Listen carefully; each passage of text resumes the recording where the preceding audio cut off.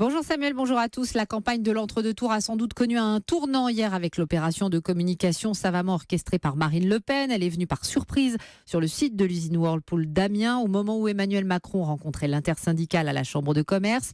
Il est ensuite allé à la rencontre des salariés, accueil plutôt houleux. Comment le candidat d'En Marche a-t-il vécu cette journée? Comment compte-t-il rebondir? Les réponses de David Doucan.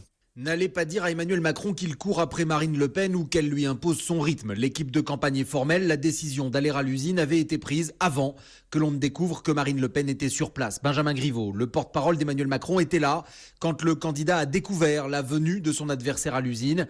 Il raconte. La réunion avait commencé avec l'intersyndicale, proposant à Emmanuel Macron de venir rencontrer les salariés, ce qu'il a tout de suite accepté.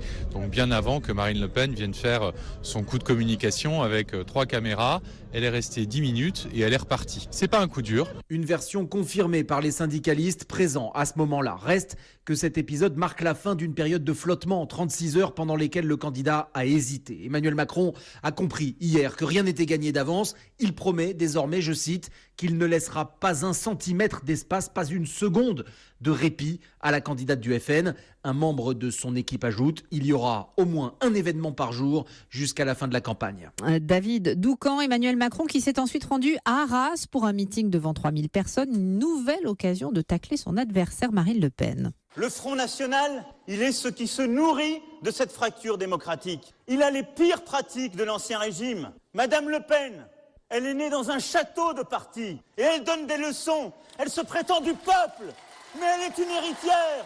Elle refuse de se soumettre aux juges de la République française. Regardez, dénoncez, dites-le à celles et ceux qui n'y croient plus. Elle n'est pas la réponse. Et Emmanuel Macron hier soir à Arras au micro européen de Sébastien Krebs. Cette nuit, Marine Le Pen